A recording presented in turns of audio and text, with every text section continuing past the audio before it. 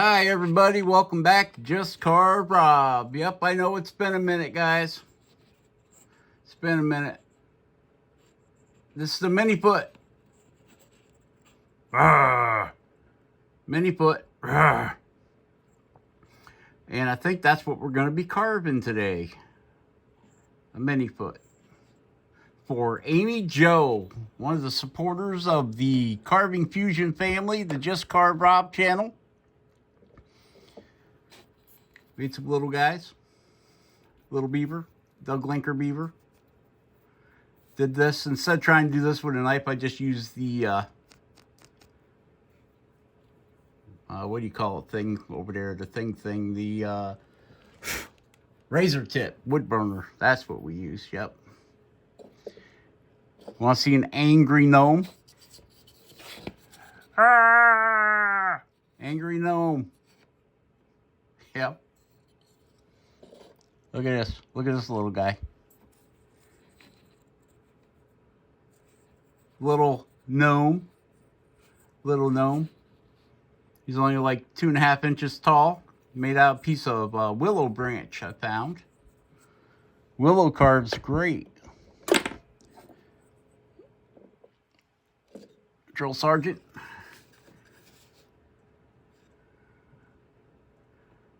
Yeah. Zoom out there. Yeah, there we go. All right, so what are we going to be using? Knocking all my little guys over. What are we going to be using to carve our little Bigfoot here? Oop. I think got some cleanup needs to be done. Gotta get in there with something. Did them all with a knife. Okay, we'll be using the Apex Forge with a Dremel flex shaft. Be using the micromotor with the saber tooth burr, elongated flame burr, Cutsaw Extreme. And in our master carver, we have the Cutsaw Gold Fine. Okay. So what are we going to start out with? Well, we're going to start out with the Apex Forge. And okay, this block of wood is a piece of basswood from StudioOnTheLake. Ben over at StudioOnTheLake sent us some of this basswood. This guy here was carved out of some cedar that Jordy sent us. He sent us a couple of cedar logs and I chopped them into these blocks here. Made these blocks up. How big are these? This ended up coming out to be, to square it up, it ended up being 2 by 2 by the length of the piece of wood, which was this right here. And the piece of wood was almost 12 inches long, 11.5 inches long. But we got some of this basswood. This guy cracks me up every time I look at him. Okay, so we got this basswood from Ben over at StudioOnTheLake, which is, how big is this? It's like 1.25 inches by 1.1 inches. It's not real square, but for what we're doing, that's all right. It's all right. Here's another piece. There again, Ben sent me some nice big pieces, and I've cut them down. And I got some big pieces that he sent me that I wanted to make some bigger projects out of in the future. This is a piece of that willow branch.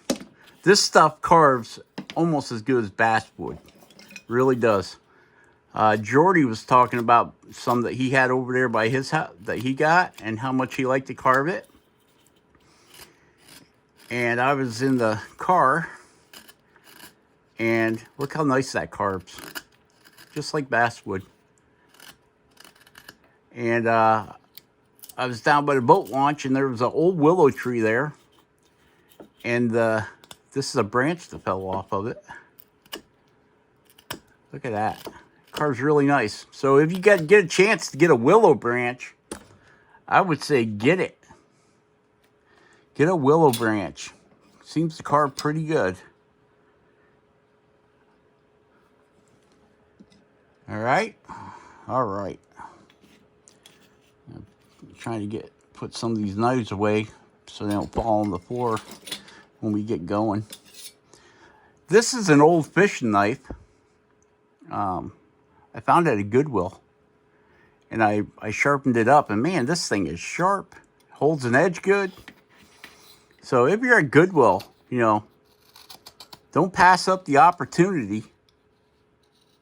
Look at that. To get yourself, if you find a good made fishing knife, I want to say this says Raceman, something like that. Matthew Breitland.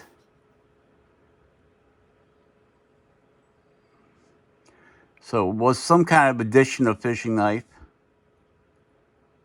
And I picked it up. I think I paid like $3 for it. And I ran it on the Works sharpening system. And then I honed it. And I'll tell you what, that baby is sharp. Cut the hair right off your hand, it will. Look at that. Okay. So let's fire up the noisy stuff, and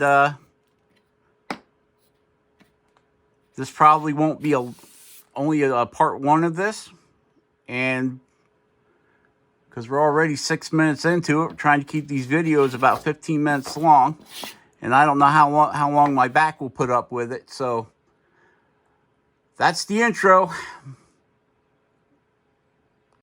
Alrighty then, let's get this thing started. Remember to put your center lines in. We're starting off at the head, at the top of the head, 3/4 of an inch down. Pretty small head. We're making the shoulders nice and square. We're going to taper the head in using the Apex Forge rotary tool with a Dremel whip and the Kutzall Extreme Flame Burr. Going to get that all squared up. We're cutting the head down. We're going to make it more like a cone as we go here. We're shaping the back and the front. And then we're going to round off the corners. And right where the chin is, I got to cut in. We're pushing the head back so we can have some arms stick out. That's what we're doing there. Starting to taper that head in. We want to come up to a rounded point. Not right to like a pencil point, but, you know, rounded. Like a cone head. You guys remember them guys from the 80s? Cone heads? We're going to give him a little hump on his back. Now, we're shaping the front side in. There again, we're pushing that cone back a little bit.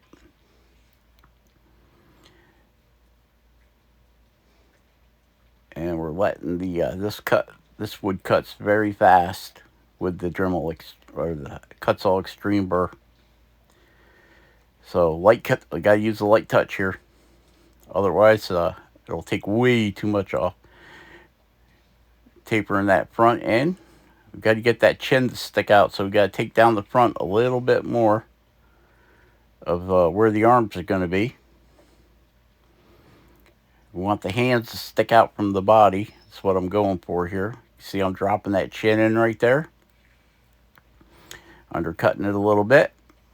Rounding it over. Then we're going to cut the sides of the face down at about a 45-degree angle to give it the face shape that we want so the nose sticks out.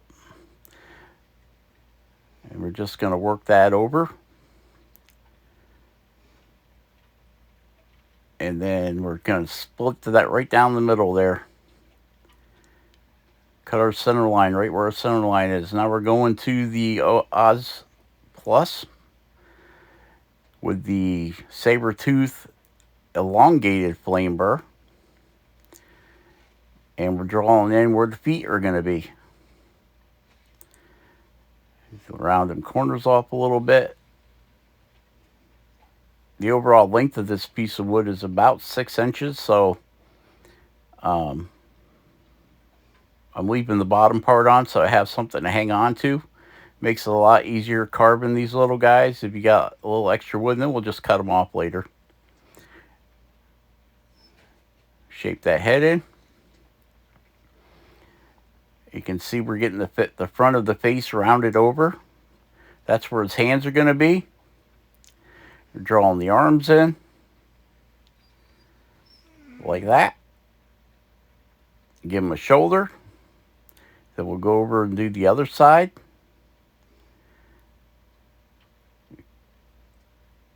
Like that. Angle that up.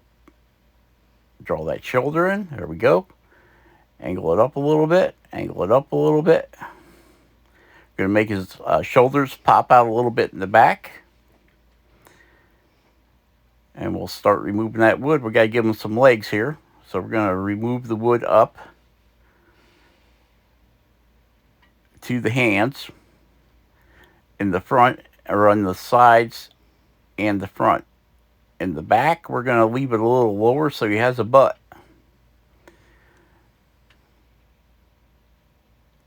Okay, make sure we get them, yeah, they don't got to be perfect, but close. This isn't rocket science here.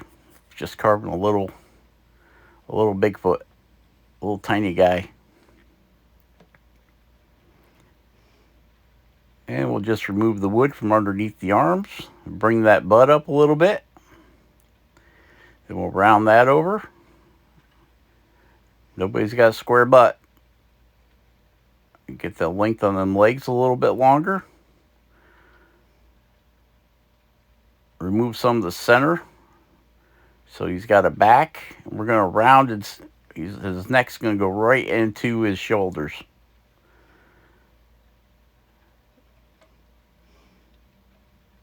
And we'll just clean up some more wood. Get our lines more defined. Delineate them from the rest of the body. This will be a 2-part video. This is part 1. And part 2 will be doing the finish and the details. You know, putting the face in and toes and fingers. And we'll have to give it a Just Carve Rob upgrade. Once we get them all drawn in. Right there is where we're putting his hands in. So we're bringing the arms in so his hands stick out. All right. You can see we're undercutting. We're wanting them arms are going to be big. Stick way out from the body. Okay, we're cutting his butt crack in there. Now we're going to round the back of the heels in. Kind of, so his feet are kind of pointed outwards on both sides. We're not going to take too much off the feet because he's a Bigfoot. He needs to have big feet, right? Right. All right, all right. All right, Spike, all right. And now we're going to cut, we're back cutting the hands so they round backwards, you know, back to the chest. And here we're cutting this arm in. Putting the inside elbow in. Is that what you would call it? The bendy part of your arm. Okay, we're going to change out burrs. This is a carbide or a diamond flame burr. Get rid of some of that rough stuff that the saber tooth left in there. Smooth some stuff out. It really, you don't have to make them super smooth because we're going to put hair on them. So little bumps and ripples just make the hair look like it's sticking out a little bit, right? So that's what we're going to do there.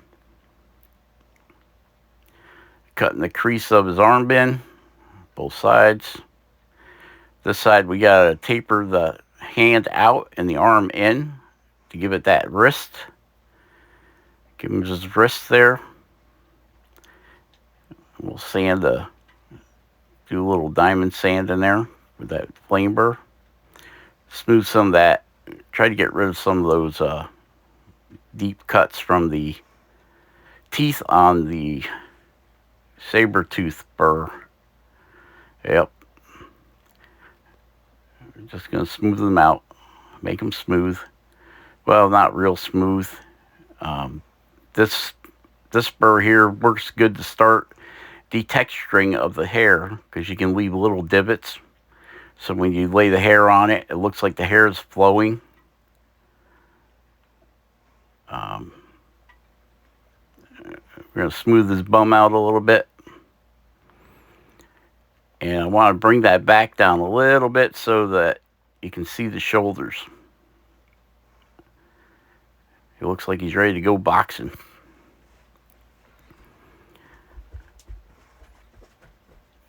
Getting that head smoothed out. You can see how the front is rounded over with a 45 on each side of the face. Left about an 1/8 inch flat on the front where the nose will be. I don't know if you can see it. You can kind of see it right there. There's like a flat spot that runs right up the middle of his face. That's where his nose and his mouth will be. He's going to have a big fat nose. Okay, now we're changing out to carbide cylinder burr to get it in there. It's hard to get in there with a pointed burr to flatten the chest out and square up the jawline. And I'm bringing the side of the head down a little bit more. This is definitely not the burr for doing that, because it's the flutes are so short on it. Basically, you're just using the ends of the flutes to make stuff a little flatter. Okay, now we have a carbide flame burr in there. And I'm bringing the other one side. I'm trying to make both sides of the head symmetrical. And this is a little, it's a little coarser than the diamond burr, but yet still leaves a smooth cut. And I'm getting in there and undercutting the fingers, where the fingers are going to be on the hands. And we're shaping the hands. Getting down into the lower unit there to get things trimmed up. Flattening off the top of the hands. Trying to make them the same size. These little guys go pretty quick, but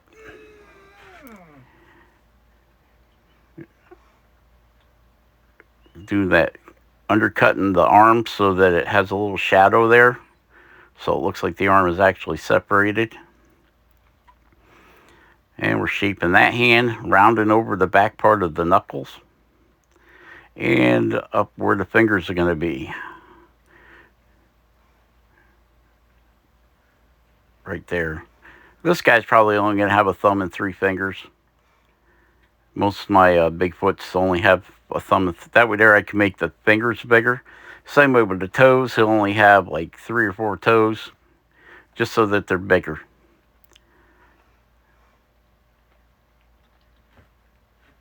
And sorry, my paws are getting in the way. But these little guys, they're little. And we're shaping off the bottom of the hand. Still using that. And now I'm putting 2 dots. So that'll define where his thumb and his fingers are on both hands. And we're going to pull that out of there. Share, subscribe, and like. We have a nail. It looks like a nail diamond burr. It's flat on the top to sand off in there. And it also lets us get on the inside of the hands to create that shadow. Be awesome. Carve something awesome. And we will catch you guys on the next one. Part 2. All right. Bye.